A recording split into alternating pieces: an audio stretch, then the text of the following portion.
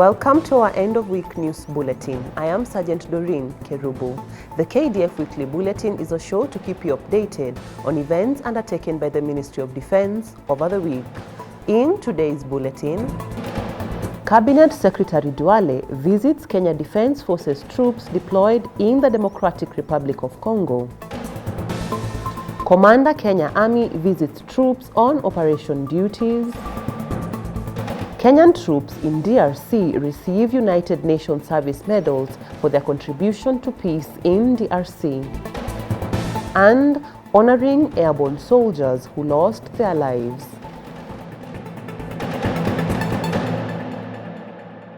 Honorable Aiden Duale, the Cabinet Secretary for Defense, has affirmed that as an anchor state in the region, Kenya continues to promote shared aspirations towards achieving peace, stability and prosperity in the region. While on a visit to the Democratic Republic of Congo, the CS held a consultative meeting with his Congolese counterpart, Honorable Jean-Pierre Bemba Gombo at Goma.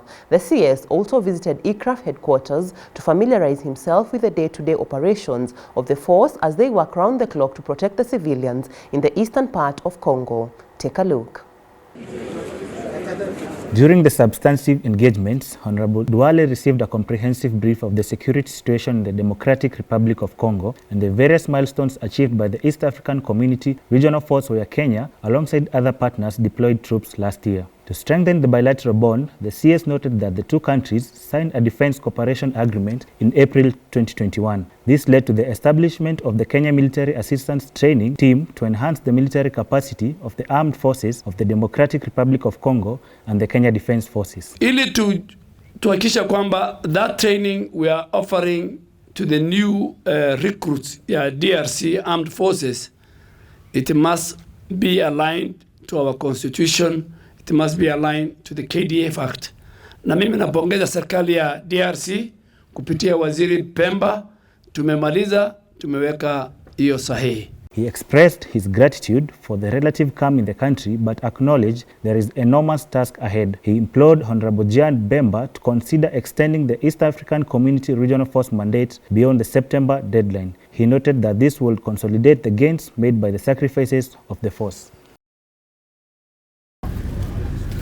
The Kenya Defense Forces is conducting a nationwide recruitment exercise in August and September 2023.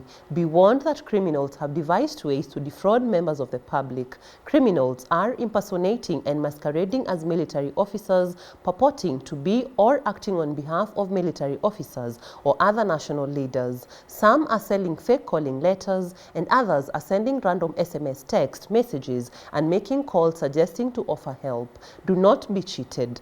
Joining KDF is free and fair to all eligible Kenyans. If you pay, it will be a scam. You are being conned. Together, we can stop these criminals. Do not give, do not take, do not solicit for a bribe. Report the criminal to KDF hotline numbers 0726 419706 or 0726 419709. Recruitment into the Kenya Defense Forces is free and fair for all eligible candidates.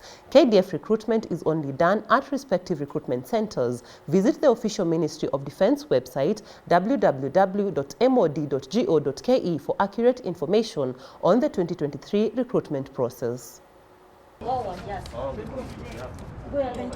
Now on to matters financial management. The Ministry of Defense successfully concluded a public expenditure management workshop for the Authority to Incur Expenditure, also known as AIE, at Moran Center, Karen, here in Nairobi. The workshop brought together general officers, senior military officers and civilian officers from the Ministry of Defense to deliberate on the 2023-2024 financial year expenditure matters. The workshop provided a platform to discuss workable guidelines on best modalities in achieving effective, efficient and economical utilization of public resources to realize set goals and objectives as envisioned by the National Treasury and the Ministry of Defense.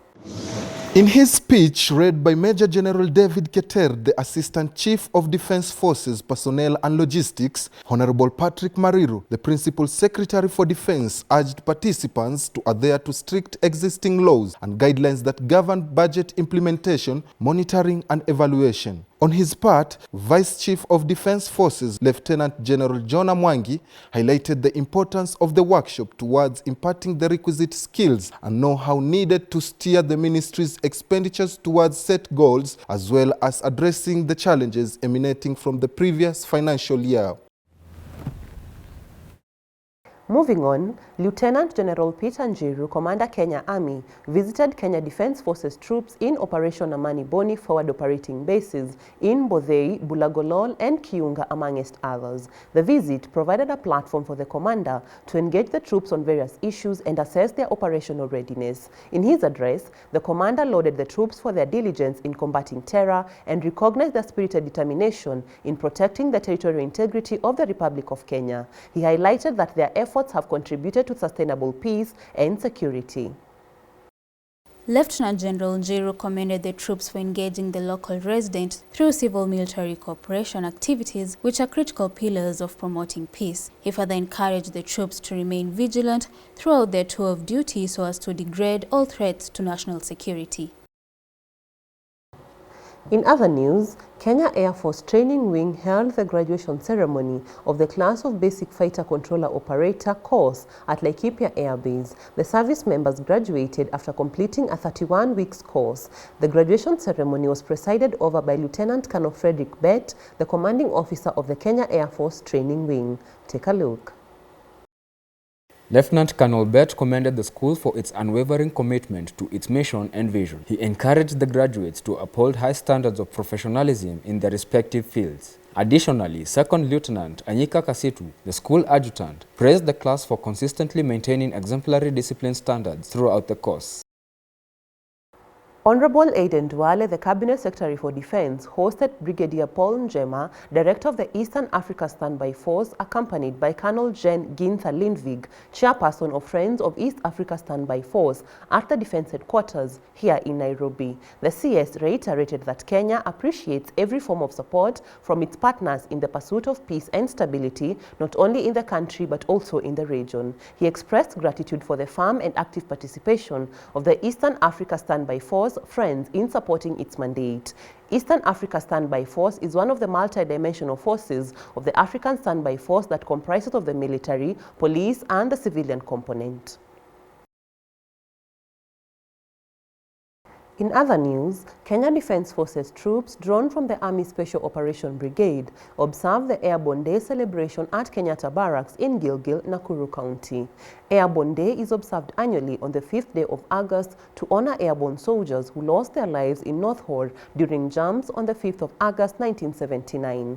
This year's commemoration are a culmination of various activities that have been undertaken by the brigade, including visit to the widowed families, visit to the sick and injured airborne soldiers, and payment of school fees to the orphans. The event, which was attended by serving and retired airborne personnel, involved the laying of wreaths at the brigade's monument in honor of soldiers who paid the ultimate price in defense of the country's territorial integrity and sovereignty.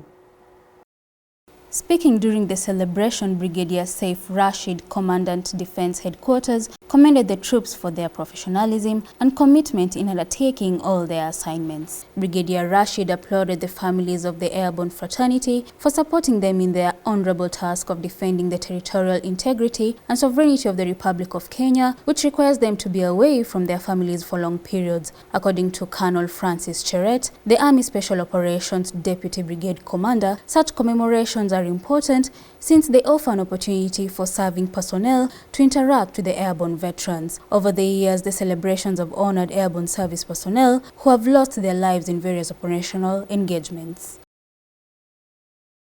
Moving on, Moi Forces Academy hosted the launch of Jubilee Insurance Live Free Competition 2023 here in Nairobi. The competition was initiated back in the year 2017 and has evolved into a platform that resonates with the artistry and imagination of young minds. Jubilee Insurance Live Free Competition embraces a broader spectrum of visual art, including captivating mediums such as mosaic and collage. The competition targets both public and private schools where primary school children within the competency-based curriculum in Kenya, ranging from grade 1 to grade 4, can participate.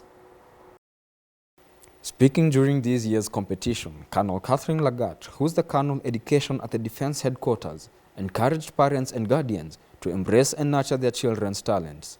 She emphasized the profound impact that the live free art competition can have in shaping young minds and amplifying their innate creativity. Jubilee Insurance has partnered with the Kenya Defense Forces schools and propelled the competition into public schools across Kenya. This inclusion has also introduced a dedicated category for children with special needs. Moving on to regional news, 18 senior staff officers serving at the African Union Transition Mission in Somalia, also known as ATMIS, were decorated with African Union medals for their distinguished service to the peacekeeping mission. 12 of the officers feted hail from Kenya, while the other 6 officers come from Benin, Nigeria, Uganda, and Zimbabwe. The officers who have completed their one-year tour of duty were awarded AU Medals of Honor, Pins of Gallantry, and Certificates of Appreciation for their service in various capacities.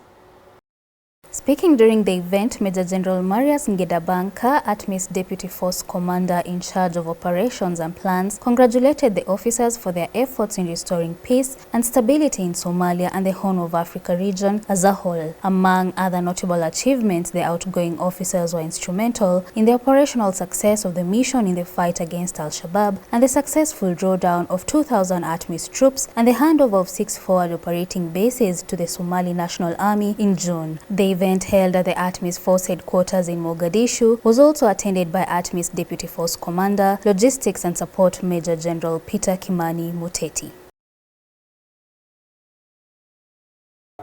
Major General Alfaxad Kiugu, East African Community Regional Force Commander, visited Kenya Defense Forces and South Sudan People Defense Forces troops deployed under the force at Tongo and Mulimbi, Rutushuru region in Eastern Democratic Republic of Congo. The force commander was received by Major Athman Mohammed, officer commanding Tongo, and Captain Felix Mwema, second in command of Mulimbi Patrol Base. The officers briefed him on the current security situation in their area of operation.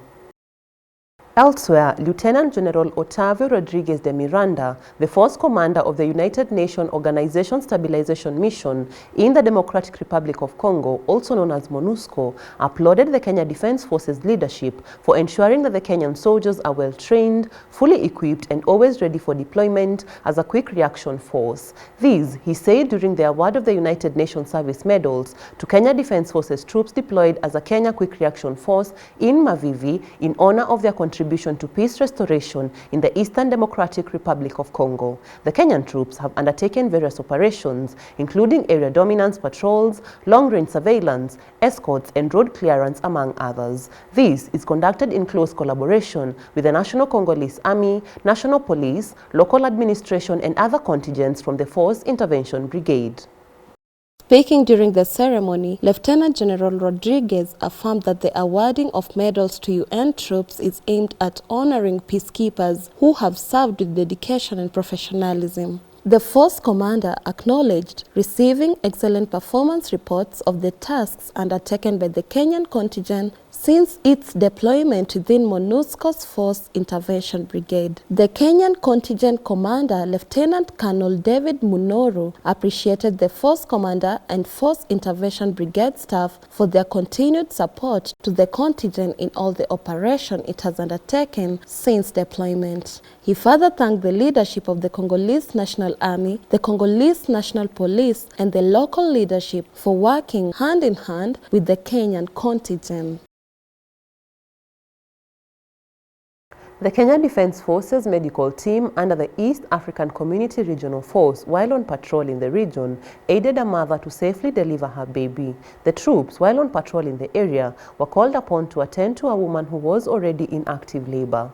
The team conducted a successful delivery and stabilized the mother and child before transferring them to Kinyaruchinya Health Center in Goma for further management. Aircraft troops, together with the DRC government and other stakeholders, continually work together to bring peace and stability in eastern DRC. Thank you for watching. We look forward to your feedback via our official social media handles and your viewership next Friday for the KDF Weekly Bulletin. I am Sergeant Doreen Kerubo. Goodbye.